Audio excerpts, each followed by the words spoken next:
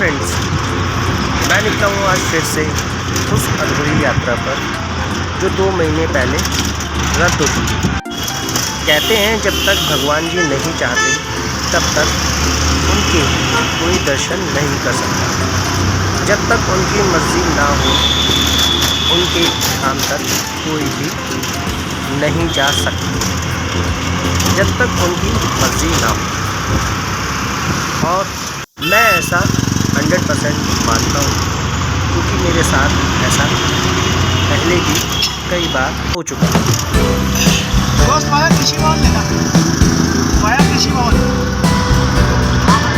सीधा सीधा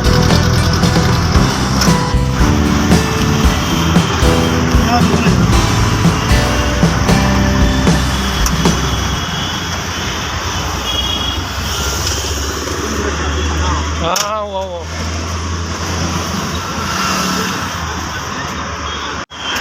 यहाँ हमें कुछ काम था जिसकी वजह से 5 मिनट के लिए हमें यहाँ पर अपना ऑटो रुकवाना पड़ा और यहाँ से काम करके सीधा हम निकल रहे हैं आगे की तरफ। टाटा पंच जो अब बैटरी में भी आ गई है, अच्छी लग रही है देखने में, अब कलर भी काफ़ी अच्छा है। ये हमने एंट्री की कनॉट प्लेस में, और भाई साहब कनॉट प्लेस को देखते ही ना मज़ा आ जाता है। ऐसा ही हल्ला नहीं है भाई कनॉट प्लेस का। कनॉट प्लेस को देख के कोई भी समझ जाता है। पहुंच गए हम नई दिल्ली रेलवे स्टेशन। अब हम लोगों ने यहाँ से कर ली एंट्री स्टेशन के लिए।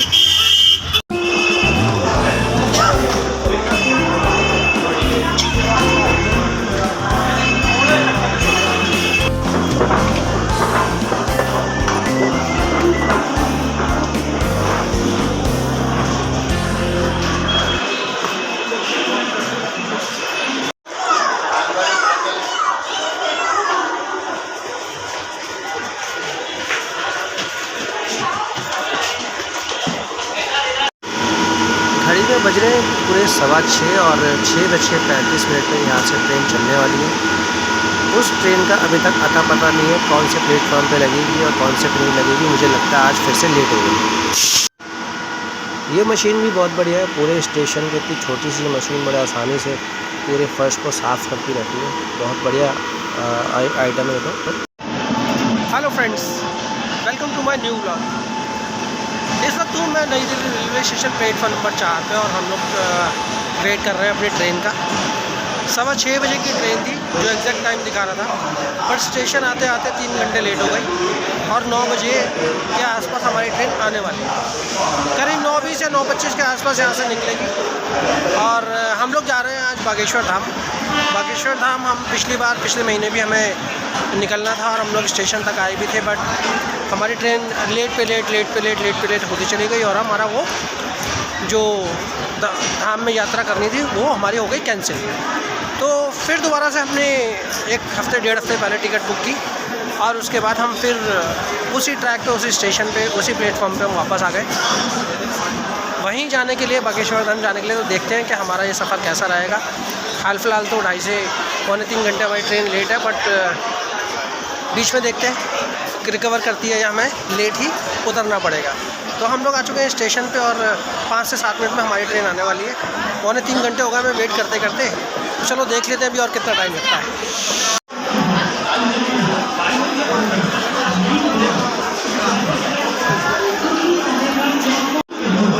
सभी लोग ट्रेन का वेट करते हुए खड़े हो गए, अपनी अपनी सीटों से के आए और फटाफट वो अपने कोच में बैठे और अपनी अपनी सीट ग्रहण करें, क्योंकि बेचारे लोग 5:30 पौने 6 बजे से लोग बैठे हुए हैं अपनी ट्रेन का इंतज़ार करने में, और करीब 3 घंटे बैठे हो चुके हैं बोर। तो बस अपनी ट्रेन का इंतज़ार है, ट्रेन लगे और वो अपना बैठें, बस इसी इंतज़ार में ये लोग खड़े हो चुके हैं। ट्रेन जो अभी फ़िलहाल लगी है वो लगी है 12/416 इंदौर इंटरसिटी एक्सप्रेस, जो जाएगी इंदौर के लिए। लेकिन स्क्रीन पे अभी भी दिखा रहे हैं जो हमारी ट्रेन आने वाली है 11/842। यहाँ थोड़ा धुंधला दिखाई दे रहा है, तो स्क्रीन पे अभी भी वही चीज़ दिखा रहे हैं कि भाई 11/842 लग रही है या लगने वाली है, लेकिन इन्होंने लगा दी है इंटरसिटी। अब भाई कुछ भी पता नहीं है, स्टेटस भी दिखा रहे हैं कि पहुंच गई है, स्टेशन पे लग गई है, प्लेटफॉर्म 4 नंबर पे हमारी वैसे ट्रेन लगी हुई है, लेकिन लगा रखी है इन्होंने इंदौर सिटी एक्सप्रेस। हमारी ट्रेन जो आने वाली थी 4 नंबर पे, वो आ गई अब सीधा 5 नंबर पे। 5 नंबर पे इन्होंने शिफ्ट कर दिया है। सामने जो गाड़ी चल रही है, इसी ट्रेन से हम लोग खजुराहो निकलने वाले हैं। कुरुक्षेत्र से ये चलती है और खजुराहो के लिए ये निकलती है। मतलब लास्ट स्टेशन जो इसका खजुराहो का है। तो चलो ट्रेन आ गई, पहले हम ट्रेन में बैठ लेते हैं, उसके बाद फिर आगे की बातचीत करते हैं। तो आ गए हम लोग अपनी कोच पे। चलो जी, जय बजरंगबली, जय सिया राम। थका दिया दौड़ा दौड़ा के।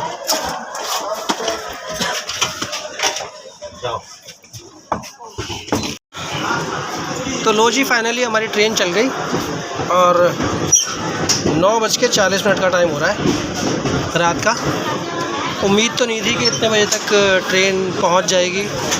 वैसे तो 15 मिनट का इसका टाइम दिखा रहा था, बट 3 घंटे लेट है, जिसकी वजह से इन्होंने ज़्यादा से ज़्यादा 4 से 5 मिनट ही दिए यहाँ रुकने के, और 10 मिनट का गैप इसने जो हमें मिलना था और वो इसने नहीं दिया, और यहाँ से 5 मिनट बाद ये रवाना हो गई। तो फ़िलहाल 9:40 पे यहाँ से निकली। तो देखते हैं कितने बजे तक ये हमें पहुँचाती है और कितने घंटे लगते हैं हमें यहाँ से। छतरपुर उतरेंगे, वैसे तो हम खजुराहो उतरने वाले नहीं हैं, लेकिन ये ट्रेन लास्ट खजुराहो तक जाएगी और खजुराहो से पहले ही पड़ता है छतरपुर बागेश्वर धाम जाने के लिए।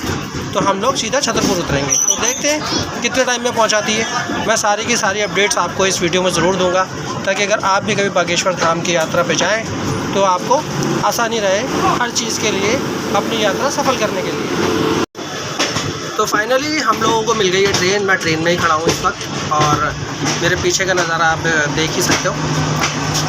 तो बागेश्वर धाम जाने के लिए बहुत सारे लोग कंफ्यूज रहते हैं कि यार कौन सी ट्रेन जाती है, कितने घंटे लगते हैं, क्या फेयर है ट्रेन का।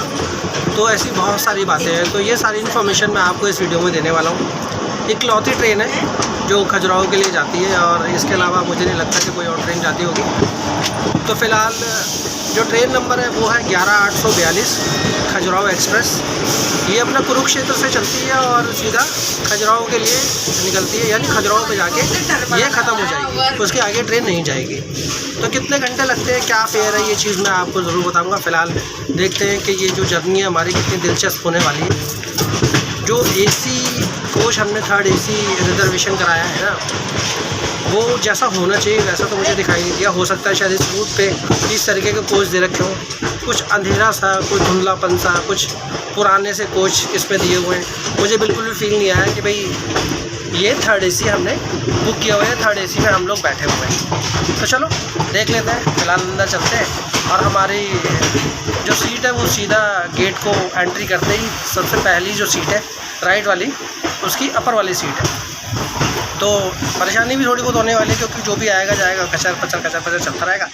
फ़िलहाल बैठे अपनी सीट पर और देखें, क्योंकि बड़ी मुश्किल से, बड़ी मशक्क़त से हमें ये ट्रेन मिली है। 3-3.25 घंटे वेट करने के बाद ये ट्रेन लगी। 4 पे तो नहीं लग पाई, 5 पे लगे और हम फटाफट बैठ गए, क्योंकि हमें मालूम था कि जल्दी ट्रेन निकल जाएगी और ये टाइम नहीं देने वाली। चलो चलते हैं।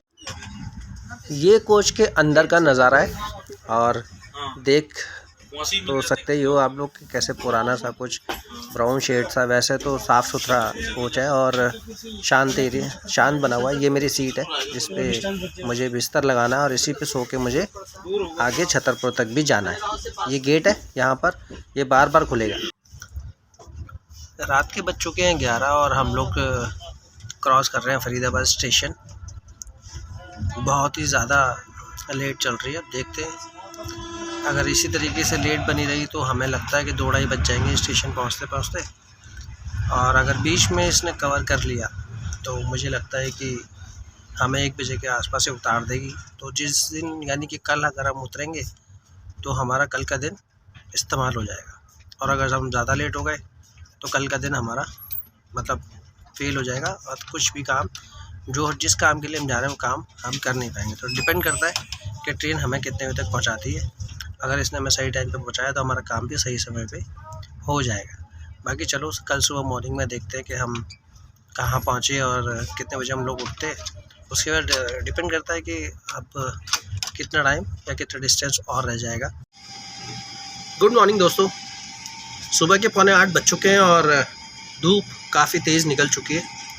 रूम जिसमें हम लोग ने रिज़र्वेशन कराया है वो इतना ज़्यादा चिल्ड कर रखा है कि दिमाग ना पूरा ठंडा हो गया, क्योंकि कॉर्नर वाली सीट थी और जिसकी वजह से जो एसी का वेंटिलेशन था जहाँ से वो हवा आ रही थी ना वो बिल्कुल मेरे सर के ऊपर ही था, जिसकी वजह से मुझे ज़ुकाम भी हो गया।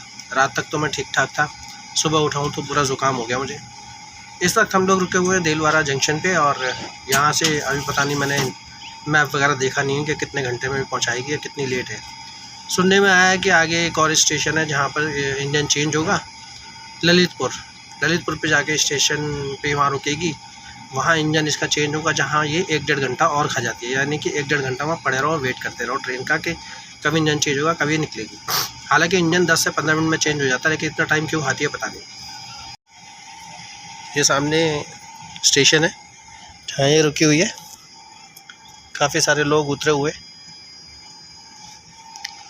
इधर भी देख ही सकते हो, वो दूर तक काफ़ी सारे लोग उतरे हुए, लेकिन यहाँ कोई पैसेंजर नाम का कोई इंसान दिखाई नहीं दे रहा, क्योंकि मुझे नहीं लगता कि इस ट्रेन पे यहाँ से कोई चढ़ता होगा। हॉर्न दे चुकी है ट्रेन और हो सकता है शायद अब ये आगे की तरफ निकलेगी। सारे लोग ऐसे बाहर निकल गए हैं जैसे पता नहीं भाई काफ़ी ज़्यादा ट्रेन में बैठे बैठे थक चुके हो। तो फाइनली हम लोग उतर चुके हैं छतरपुर रेलवे स्टेशन और यहाँ तक हमें पहुँचने में लग गए पूरे 14.5 घंटे। ट्रेन हमारी बैक साइड पे लगी हुई है, तुरंत अभी उतरे, 11:15 बजे का टाइम हो रहा है। बट चलो आगे चलते हैं और देखते हैं कि हमारा ये सफ़र कैसा रहने वाला है। और पूरी कोशिश करेंगे आपको ये सारी चीज़ें दिखाने की, बताने की। स्टेशन काफ़ी साफ़ सुथरा है और वो हमारी ट्रेन चल दी आगे खजुराहो के लिए, और भीड़ भाड़ भी काफ़ी है। ज़्यादातर लोग जो बागेश्वर धाम के लिए दर्शन करने के लिए जाते हैं, उनका मेन जो पॉइंट है ना उतरने का, वो सिर्फ यही है, छतरपुर स्टेशन। अगर आप भी कभी धाम के दर्शन करने हो, बागेश्वर धाम अगर आपको आना हो, तो आप सीधा छतरपुर स्टेशन ही उतरें, सबसे पहला पॉइंट। ये है यहाँ का वेटिंग एरिया जहाँ पर हम लोग फ्रेश होने वाले हैं, और फ्रेश होने के बाद हम लोग आगे यहाँ से निकलेंगे। स्टेशन पे ही वेटिंग एरिया है जहाँ पर अभी हमने हाल फिलहाल थोड़ी देर रुकने का जो स्टे बनाया है। वजह यहीं पर हम लोग अपना फ्रेश होंगे, यहीं पर हम नहा लेंगे और नहा के और फ्रेश होने के बाद सीधा हम जाएंगे बागेश्वर धाम के लिए। स्टेशन से हम तभी बाहर निकलेंगे और उसके बाद जो भी हमें ऑटो वगैरह मिलेगा, ऑटो वगैरह लेके सीधा हम बागेश्वर धाम के लिए ही रवाना होंगे। तो फ़िलहाल अगर आप भी स्टेशन पर उतरते हैं छतरपुर, तो यहीं स्टेशन पर ही आपको नहाने धोने का पूरा जो वेटिंग एरिया है वो मिल जाएगा। तो यहीं पर ही अपना फ़्रेश होकर जाएं, कोई चार्ज नहीं, कोई पैसा नहीं है। और फ्रेश वगैरह होने के बाद एकदम तरोताज़ा आप महसूस करेंगे, तो आप जो बागेश्वर धाम में जो यात्रा होगी वो भी आपके लिए आसान हो जाए, क्योंकि नहाने से और फ्रेश होने से ना अपना बॉडी खुल जाएगी। तो ये दूसरा पॉइंट है, अगर आपको इस तरीके से कहीं होटल वगैरह नहीं लेना तो यहीं पर आएँ और अपने पैसे भी बचाएँ और अपना साफ़ सुथरा काम भी करें। तो हम लोग नहा के हो गए एकदम फ्रेश, और यहीं पर ही प्रतीक्षालय है जहाँ पर आप वेटिंग एरिया में नहा के अपना फ्रेश होकर अपने चल सकते हैं। दिखा देता हूँ, यहाँ पे शयनयान प्रतीक्षालय या वेटिंग हॉल भी कह सकते हैं इसको। यहाँ पर एंट्रेंस है, साफ़ सुथरा है। स्टेशन जिस तरीके से साफ़ सुथरा है, अपना वेटिंग एरिया उससे भी ज़्यादा साफ़ सुथरा है, क्योंकि सारी कंस्ट्रक्शन नई हुई है। और ये नई कंस्ट्रक्शन शायद मुझे लगता है कि बागेश्वर धाम बाबा के यहाँ जब लोग ज़्यादा इकट्ठे होने लगे हैं, तो यहाँ पे तरक्की भी हमें उतनी दिखाई दे रही है। तो खैर जैसे स्टेशन होते हैं यहीं से फ्रेश वगैरह होकर अपना बाहर निकलें। हमें 1 घंटे से भी कम टाइम लगा, करीब 40 मिनट में हम लोग फ्रेश हो गए। अब सीधा क्या करेंगे, हम जाएंगे सीधा बागेश्वर धाम के लिए। बाहर से ऑटो पकड़ते हैं, देखते हैं कहाँ से मिलता है और उसका क्या चार्ज है। चाचा और मैं, हम दोनों ही इसके लिए बागेश्वर धाम के लिए हम लोग निकले हैं यात्रा के लिए। काफ़ी टाइम से हम लोग पहले भी इस यात्रा के लिए प्लान बना चुके थे। पिछली बार बन भी गया था, दिसंबर के आसपास या जनवरी के आसपास बना, वो डिले हो गया। डिले क्या हो गया, ट्रेन लेट हो गई, लेट पे लेट होती चली गई, तो कैंसिल हमने प्लान तो कर दिया। अब दोबारा से हो सकता है शायद उस वक्त हमारी हाज़िरी यहाँ नहीं लगनी थी, तो भगवान जी ने हमें बुलाया नहीं, ऐसा होता है। और मैं इस बात को 100% फैक्ट मानता हूँ। तो आज थी हमारी हाज़िरी, हम लोग यहाँ पहुँच गए टाइम से, ट्रेन ने भी छोड़ दिया। अब बाहर और देख लेते हैं। स्टेशन से बाहर हम लोग यहाँ आ चुके हैं। कंस्ट्रक्शन ही चल रही है अभी तक, जैसा कि आप देख सकते हो। स्टेशन से बाहर निकलते हुए सामने कंस्ट्रक्शन है, ये भी कंस्ट्रक्शन चल रही है। यहाँ चारों तरफ बोरियाँ वगैरह बिछी हुई हैं, पानी वगैरह दिया जा रहा है इस फर्श को ताकि ये फटे ना, तसल्ली से इसकी तराई हो जाएगी तो दिक्कत भी नहीं होगी। ये सामने यहाँ पे बैटरी रिक्शा है और यहाँ पे टेम्पो वगैरह भी होते होंगे, वो तो फ़िलहाल अभी नहीं है क्योंकि भीड़ काफ़ी निकल चुकी है। तो यहाँ हमने ले लिया है अपना बैटरी रिक्शा और एक जने का यहाँ पर लगता है पूरे 50 रुपये बागेश्वर धाम पहुँचाने का। तो यहाँ काफ़ी सारी इस तरह की फैसिलिटीज़ हैं। यहाँ 3 पहिए वाले टेम्पो भी लगे हुए हैं, यहाँ ये बैटरी रिक्शा भी लगे हुए हैं। तो 4 से 5 लोग एक साथ बिठा लेते हैं और अपना बागेश्वर धाम पहुँचाते हैं। तो अगर 2 लोग भी हो, 2 लोग के आपके हो गए 100 रुपये। 100 रुपये में आप स्टेशन के बाहर आपको इस तरीके से मिल जाएगा और आप पहुँच जाओगे बागेश्वर धाम के लिए। महाराजा छत्रसाल स्टेशन छतरपुर, उत्तर मध्य रेलवे, ये अपना स्टेशन के बाहर का एरिया है जितना भी अभी तक कंस्ट्रक्शन वगैरह चल रही है। और मुझे लगता है कि साल 6 महीने के अंदर यहाँ पे और अच्छे से डेवलप हो जाएगा और आपको यहाँ काफ़ी सारे फैसिलिटीज़ वगैरह भी देखने को मिल जाएंगी। ये सामने काफ़ी बड़ा पार्किंग एरिया है जहाँ पर आपको यहाँ बैटरी रिक्शा और ऑटोज़ वगैरह यहाँ मिल जाते हैं। बाहर सामने ही रोड है, करीब मैं समझता हूँ करीब 300 मीटर के 400 मीटर के आसपास हो सकता है, शायद ज़्यादा भी हो। तो बस वहाँ से लेफ़्ट होते हैं राइट होते हैं, ये तो खैर तभी पता चलेगा जब हम लोग यहाँ से निकलेंगे। फ़िलहाल इस टेर्री में मतलब इस बैटरी रिक्शा में हम सिर्फ 2 ही लोग बैठे हैं, मैं और मेरे चाचा। बाकी 2-3 लोगों का आने का और इंतज़ार है, उसके बाद फिर हम लोग आगे निकलेंगे। ये हमारे भाई साहब हैं दिलीप शर्मा, इन्हीं की गाड़ी है जिससे हम लोग आगे बागेश्वर धाम के लिए निकलने वाले हैं। तो कुछ चीज़ें ये चीज़ हमें बता भी रहे हैं और अगर आप लोग आते हो और आपको कुछ भी नहीं पता, जैसे हम लोगों को हाल फिलहाल कुछ नहीं पता, सब मालूम चल जाएगा। तो यहाँ पर आके किसी भी रिक्शे वाले से आप पूछो और वो सारी इन्फॉर्मेशन आपको दे देते हैं, तो आपको सोचने घबराने वाली कोई बात नहीं है। तो हमें दिलीप भाई आगे तक पहुँचाएँगे और भी कुछ छोटी मोटी इन्फॉर्मेशन होगी तो वो हम इनसे ले ही लेंगे। ये भी बहुत आसानी से बड़े प्यार से अपना इन्फॉर्मेशन दे रहे हैं। बहुत मैं समझता हूँ कि स्वभाव बहुत अच्छा है बाकी के लोगों का। तो चलो अपनी रिक्शा भरने का इंतज़ार करते हैं और निकलते हैं बागेश्वर धाम के लिए।